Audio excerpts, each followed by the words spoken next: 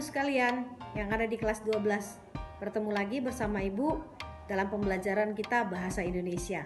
Nah, hari ini kita masih tetap membahas mengenai surat lamaran pekerjaan, tetapi bagian aspek kebahasannya.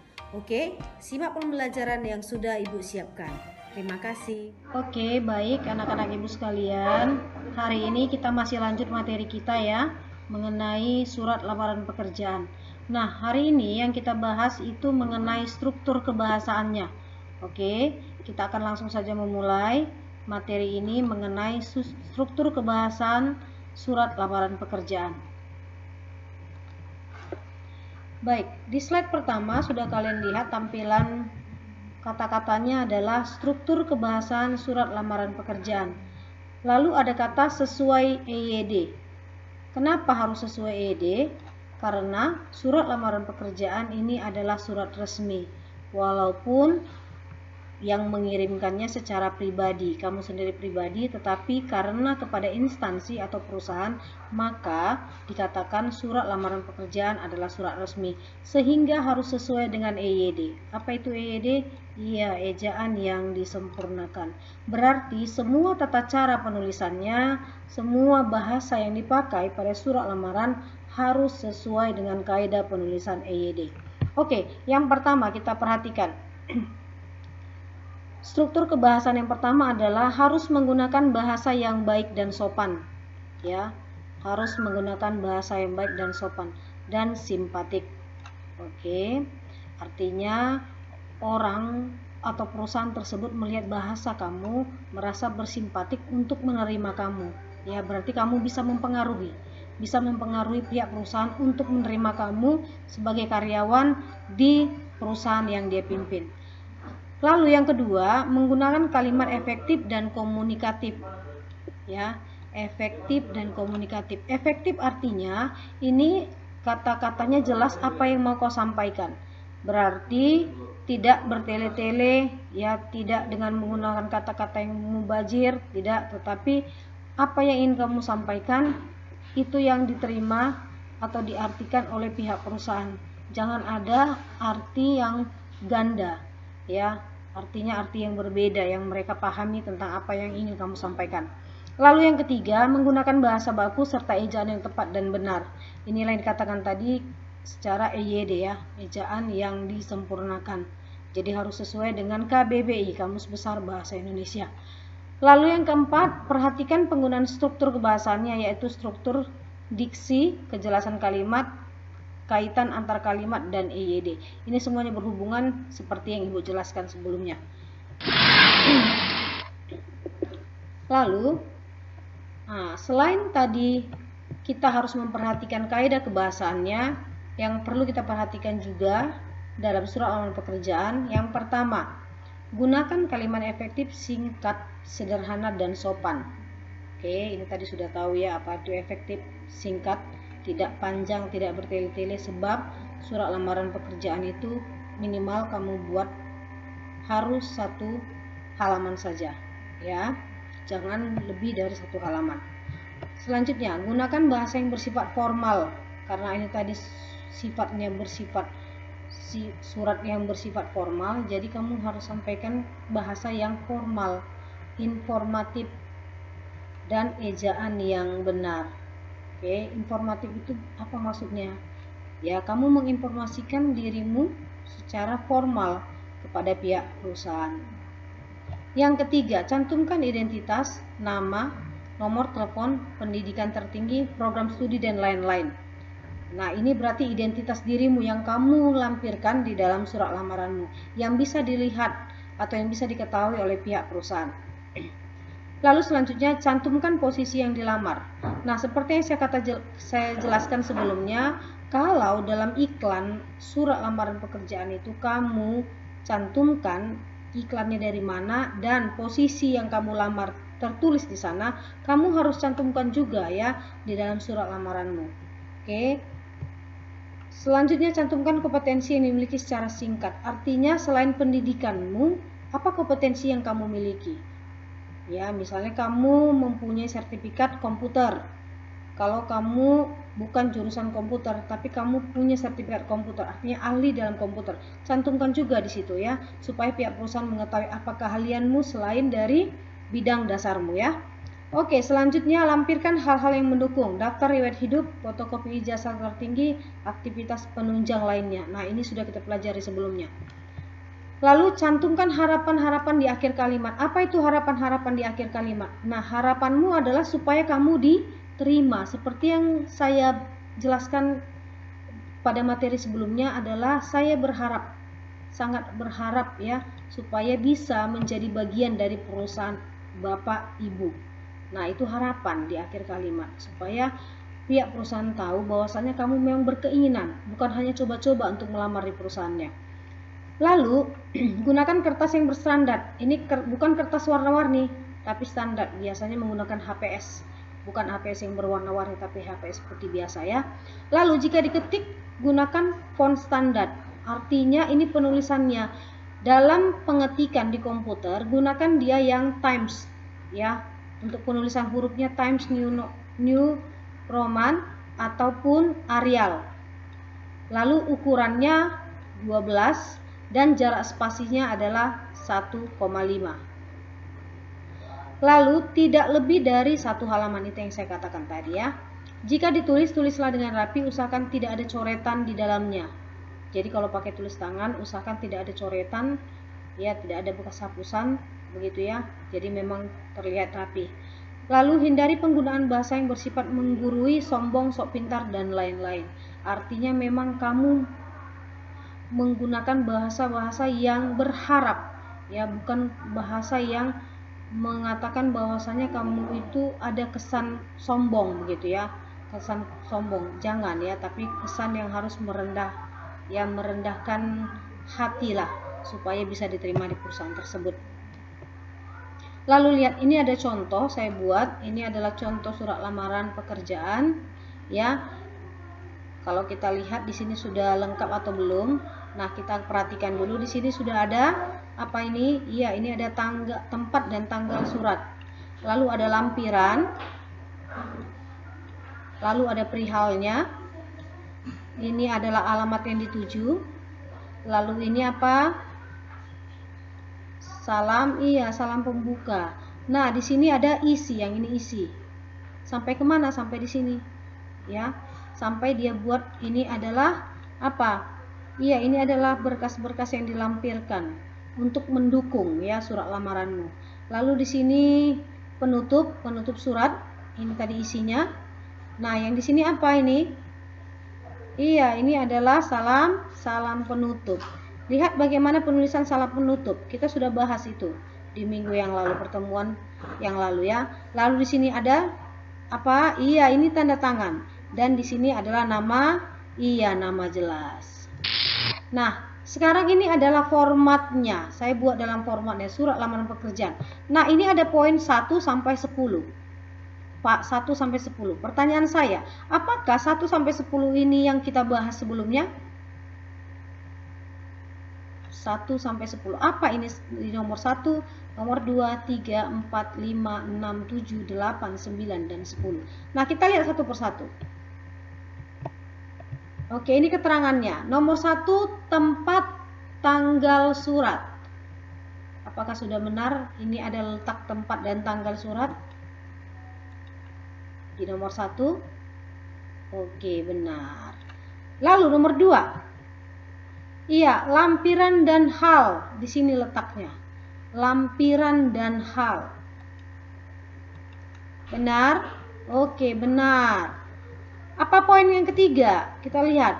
Iya, ada alamat tujuan. Alamat tujuan. Oke. Lalu yang keempat, ada salam pembuka. Yang mana? Ini tadi nomor 3 alamat tujuan, yang ini salam pembuka. Apa nomor 5? Nomor 5 adalah, iya, ini adalah kalimat pembuka. Sudah mulai masuk kepada isi surat. Ini adalah kalimat pembuka. Lalu nomor 6 sudah masuk kepada kalimat isi. Jadi 5, 6, 7, itu berhubungan kepada isi surat. Tapi ini adalah kalimat pembuka, kalimat isi, dan ini nomor 7 iya kalimat penutup. Kalimat penutup. Lalu nomor 8 apa? Nomor 8 adalah iya salam penutup. Ini salam penutup. Nah, oke, di nomor 9 apa? Di nomor 9 iya ada tanda tangan dari si penulis surat. Terakhir nomor 10. Iya, nomor 10 itu adalah nama si pelamar. Oke, 10 poin ini adalah format atau bentuk dari surat lamaran pekerjaan yang sudah kita bahas. Nah, kita berlatih ya, Nak. Mari berlatih. Coba kamu perhatikan format surat. Di sini nanti saya cantumkan format surat lamaran. Setelah itu kamu lihat perbedaannya satu persatu. Oke, kamu bisa lihat dari formatnya, bentuknya, dan kamu lihat perbedaannya satu persatu ya. Kita mulai dari format lurus penuh. Ini format lurus penuh atau full block style ya, full block style. Di manakah perbedaannya? Nanti kamu akan lihat. Nah, di sini pakai kop surat ya. Kalau dia bentuk pribadi, dari kamu tidak perlu pakai kop surat. Yang pakai kop surat ini adalah kalau perusahaan itu yang kirimkan surat. Nah, jadi ini kop surat dipakai kalau dia organisasi atau perusahaan yang mengirimkan surat. Kalau kamu membuat surat pribadi tidak pakai kop suratnya ya, Nak. Nah, dimulai dari tanggal sampai inisial. Ini adalah nama ya. Nama, inisial, tembusan. Apa itu tembusan? Tembusan itu adalah pihak lain yang kamu berikan juga surat yang sama selain dari alamat surat. Maksudnya begini. Nah, kalau di sini tertulis alamat suratnya secara otomatis berarti penerima surat ini adalah yang tertulis di alamat ini. Nah, lalu apa itu tembusan? Tembusan ini adalah pihak lain yang juga kau berikan surat yang kau kirimkan ini. Berarti pihak lain itu perlu tahu tentang surat ini. Nah, begitu, perlu tahu tentang surat ini. Tapi kalau untuk surat lamaran ini tidak diperlukan. Kita hanya ambil bentuknya saja. Bentuknya seperti ini. Kalau membuat surat lamaran, yang pertama adalah bentuk lurus penuh atau sering disebut dengan full block style. Lihat, kalau full block style bagaimana bentuknya? Berarti dari tanggal surat sampai kepada nama atau inisial itu lurus dari atas sampai ke bawah. Semuanya berada di sebelah, iya, semuanya berada di sebelah kiri. Lanjut. Kalau bentuk lurus atau block style saja, bagaimana? Apa yang berbeda? Nah, kalau tadi dalam bentuk yang pertama full block style, mulai dari tanggal semua letaknya di sebelah kiri. Sedangkan bentuk lurus atau block style, tanggalnya sudah di sebelah, iya, tanggalnya sudah di sebelah kanan. Masuk nomor surat atau lampiran atau hal itu dimulai dari sebelah kiri. Sampai kalimat penutup.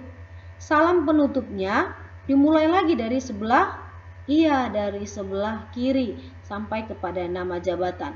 Tetapi tembusan dan inisial kembali ke sebelah kanan.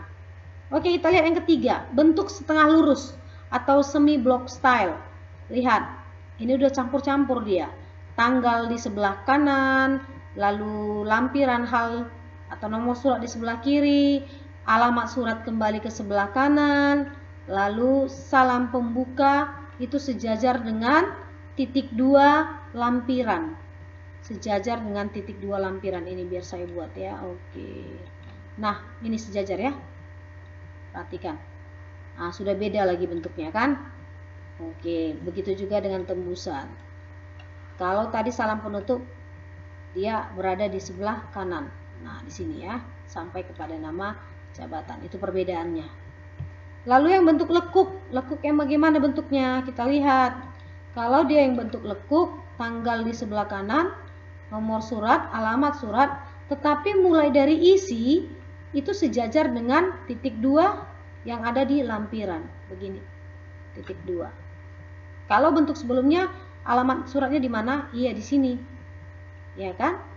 Nah, kalau bentuk lekuk ini sudah berbeda lagi. Nah, yang kelima, bentuk menggantung.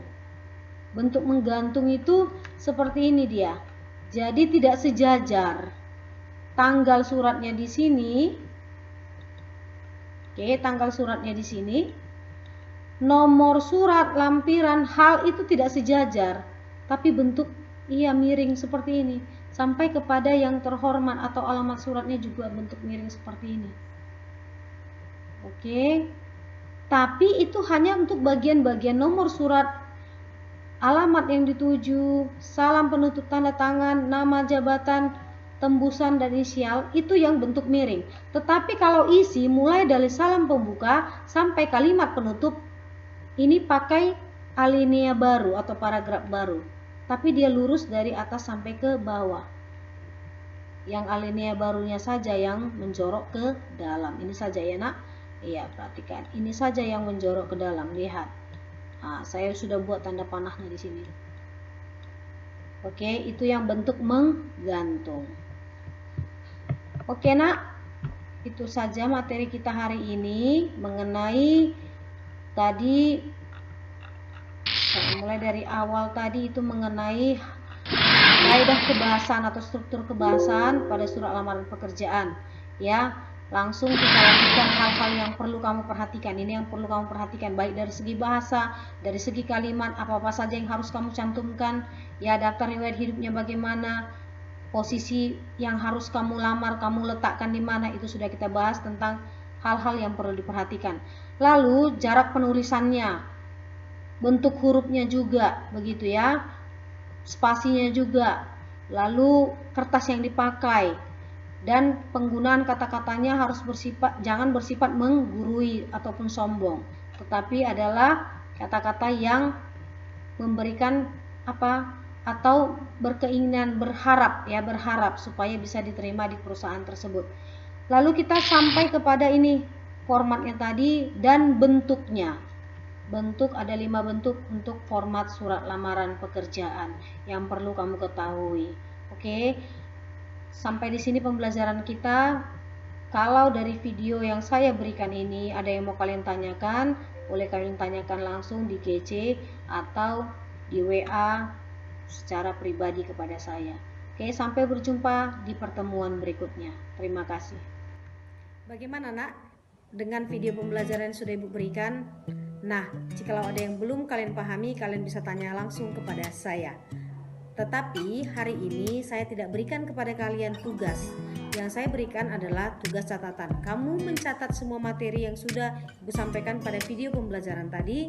Jikalau ada yang kamu kurang pahami, kamu bisa tanyakan kepada saya. Oke? Saya sudah sediakan kolom tugas di GC kita untuk kolom tugas catatan. Kamu fotokan catatanmu, lalu kirim kembali kepada saya melalui GC. Oke, selamat bekerja. Tuhan Yesus